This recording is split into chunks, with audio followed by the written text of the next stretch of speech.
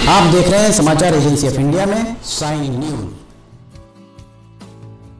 आप देख, सुन और पढ़ रहे हैं समाचार एजेंसी ऑफ इंडिया की साई न्यूज के धर्म प्रभाग में विभिन्न जानकारियों के संबंध में। इस साल श्राद्ध कल्प पक्ष की शुरुआत भादों की पूर्णिमा से हो चुकी है। आश्विन मास की कृष्ण पक्ष की प्रथमा को पहला श्राद्ध था और अब अमावस्या पर इसकी समाप्ति होगी। कहा जाता है कि पितृपक्ष के दौरान पितृ धरती पर अपने वंशजों से मिलने आते हैं व उन्हें आशीर्वाद भी प्रदान करते हैं। पितृपक्ष में पितरों के लिए पिंड दान, तर्पण अथवा श्राद्ध करने की परंपरा आदिकाल से चली आ रही है। इसके लिए कुछ विशेष नियम भी बनाए गए हैं और नियमों के अनुसार श्राद्ध के समय कुशा पहनने, तर्पण के समय जल में चावल, जौ और काले तिल का उपयोग करने व पिंडदान के समय चावल का इस्तेमाल करने का बहुत महत्व है।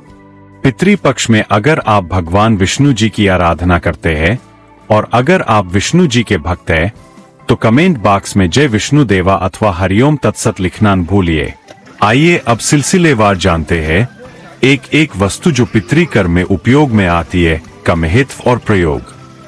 सबसे पहले जानते हैं कि आखिर इस कर्म के लिए कुशा आवश्यक क्यों है। जानकार विद्वानों का कहना है कि श्राद्ध कर्म में सबसे महत्वपूर्ण अवयव कुशा है। श्राद्ध कर्म में कुशा को सबसे महत्वपूर्ण माना गया है। माना जाता है कि भगवान विष्णु के वराह अवतार के रोम धरती पर गिरे और कुशा बन गए। कुशा को तेज का प्रतीक भी माना जाता है, जिससे हर क्षण तेजों में तरंगे निकलती है। इन तरंगों के प्रभाव से श्राद्ध स्थल पर रजतम गुणों का प्रभाव कम हो जाता है, जिससे कि नकारात्मक शक्तियों के अनिष्टकारी प्रभाव कम हो जाते हैं। यह भी माना जाता है कि कुश पितरों को मार्ग दिखाता है। श्राद्ध में समूल कुश का प्रयोग करना चाहिए। मान्यता के अनुसार कुशा घास शीतलता व पवित्रता प्रदान करती है, इसलिए इसे पवित्री घास भी कहा जाता है और कहा जाता है कि कुशा पहनने के बाद इंसान श्राद्ध व पूजन कार्य करने के लिए पवित्र हो जाता है। इसलिए शास्त्रों में कर्म कांड के दौरान कुशा घास पहनने का जिक्र है। अब जानिए काले तिल के संबंध में। दरअसल काले तिल को यम का प्रतीक माना जाता है। पितृपक्ष में श्राद्ध के दौरान तिल का प्रयोग भी जरूरी होता है, क्योंकि तिल की उत्पत्ति भी विष्णु जी से हुई है। ये नारायण के पसीने से निकला है। ऐसे में इससे पिंडदान करने से मृतक को मोक्ष की प्राप्ति होती है। तिल से भी निकलने वाली रजतम तरंगे मृत्युलोक में भटक रही पितर आत्माओं को श्राद्ध स्थल तक बुलाने में सहयोगी होती है। श्राद्ध स्थल पर तिल छिड़क दिए जाते हैं, जिससे यह एक निश्चित क्षेत्र बन जाता है जिसमें वही पितृ आत्माएं आती है जिनका आह्वान किया जा रहा है। काले तिल पितर की तृप्ति का साधन है, इसलिए पितृ इसे ग्रहण करके तृप्त हो जाते हैं। अब जानिए चावल अर्थात अक्षत के संबंध में। पितर आत्माओं की तृप्ति के लिए उन्हें अक्षत अर्पण किया जाता है। अक्षत जीवन का आधार है और धन धान्य का पहला प्रतीक है। पितरों को चावल की खीर अर्पित की जाती है। इसमें मिला हुआ मिष्ठान रस का और दूध चेतना का प्रतीक व स्रोत है। पितर इन्हें पाकर संतुष्ट होते हुए इसी प्रकार परिपूर्ण रहने का आशीर्वाद देते हैं। खीर खाना उनकी हर अतिरिक्त इच्छा की पूर्ति का संकेत है। अब जानिए जौ के उपयोग के संबंध में। जौ यानी यव अनाजों में सर्वश्रेष्ठ है। यह सोने के तरह ही शुद्ध और खरा है, इसलिए यह उन तमोगुणी वैभव का प्रतीक है जिनके प्रति मनुष्य जीवन रहते लालायित रहते हैं। इनके प्रति जीवन रहते मोह नहीं कम हो पाता और मृत्यु के बाद भी यह इच्छा अतृप्त ही रह जाती है। तर्पण में जौ का प्रयोग पितरों को वैभव की संतुष्टि देता है।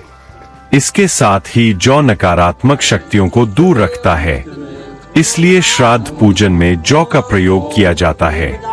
जौ दान को महादान भी कहा जाता है।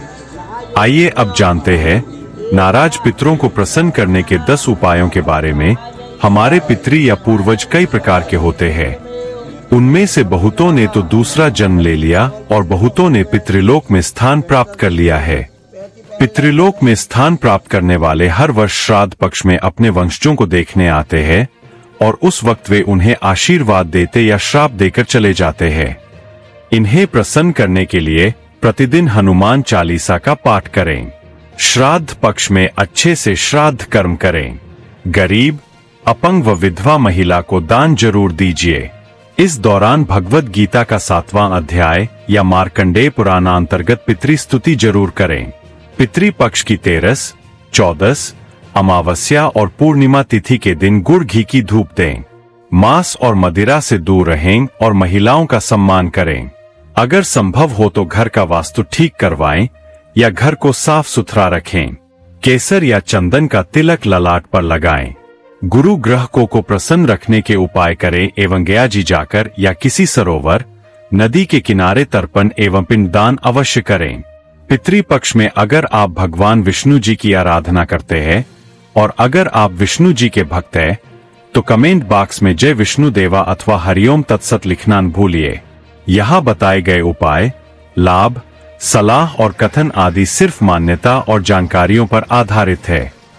यहाँ यह बताना जरूरी है कि किसी भी मान्यता या जानकारी की समाचार एजेंसी ऑफ इंडिया के द्वारा पुष्टि नहीं की जाती है।